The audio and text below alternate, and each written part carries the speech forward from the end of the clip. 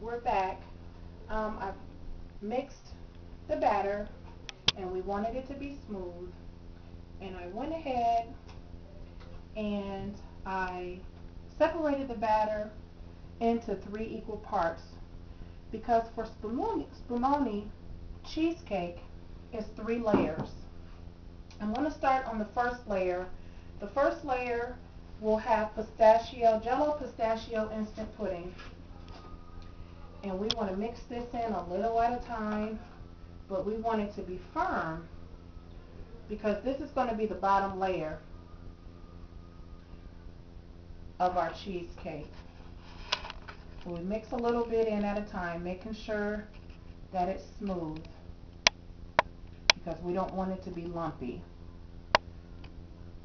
We want the texture of the cheesecake to be just something out of this world. So as I continue to mix it until it's all mixed and blended in together, we're going to sit this aside because we have to do our other layers. Wow, you see that? That looks really good. That's a nice green color. It just looks delicious.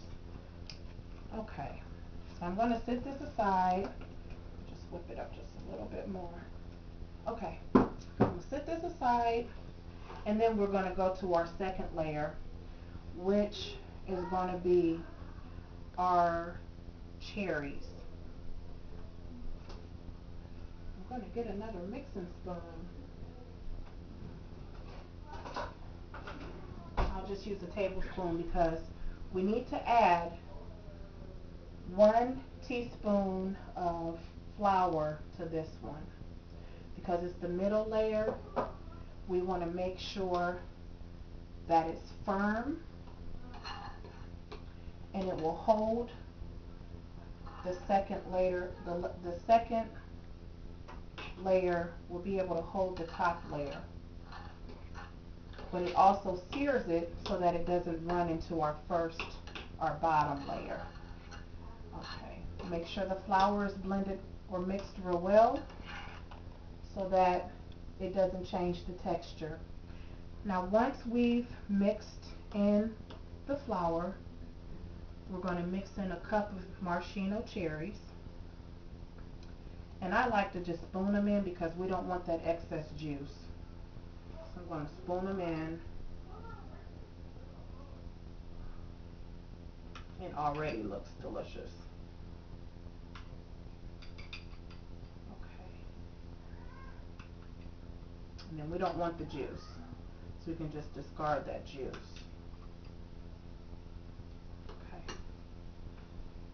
Okay.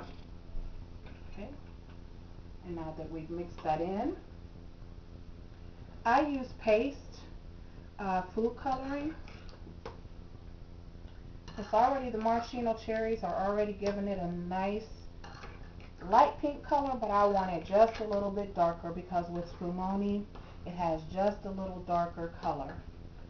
So I'm going to take my toothpicks and stick it in the paste red food coloring and add it in to the mixture. I normally use about three toothpicks to give it the color that I want it to have.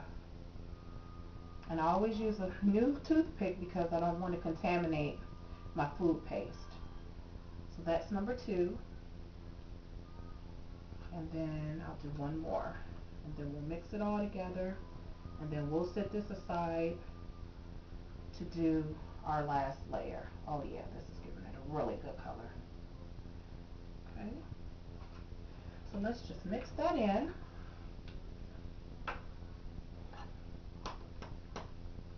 See that? That's a gorgeous color. And as that flour is setting in there, when we're ready to pour this on top of our pistachio layer, it's all going to be married well together. that looks good. Alright, now on to our last one. It's just a cup of miniature chocolate chips. And that's going to be our top layer. So we'll have that. And really we just have to just fold these in. There's nothing too much to this. It's just folding it in.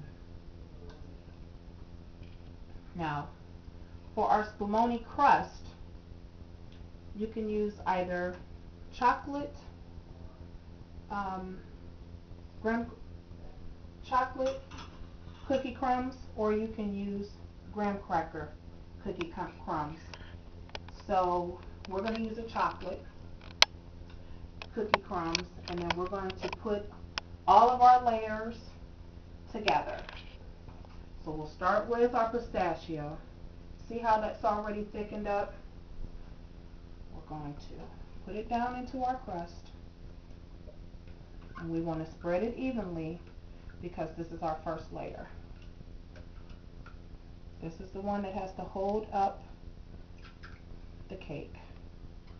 And this is a wonderful decadent cheesecake. So we'll spread it evenly.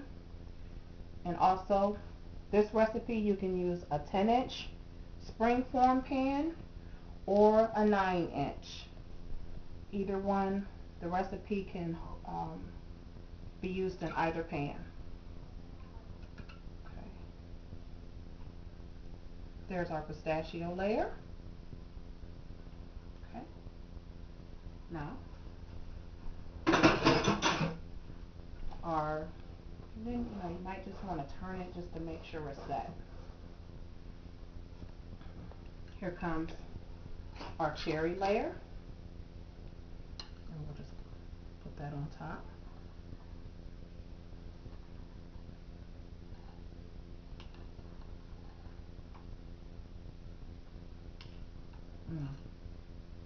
My mouth is watering thinking about how it's going to taste.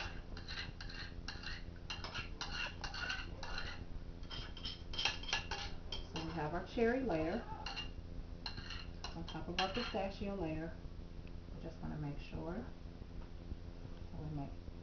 that it's all seared together as such. And then last but not least is our chocolate chip layer. And we're just going to lay this on really nice.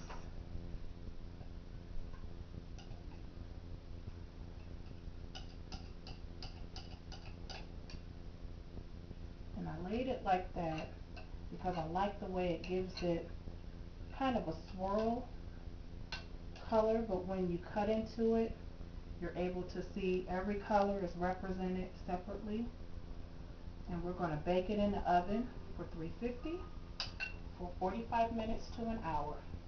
So I'm going to put it in the oven, and I'll be back when we take it out and after it's cooled, and we'll plate it.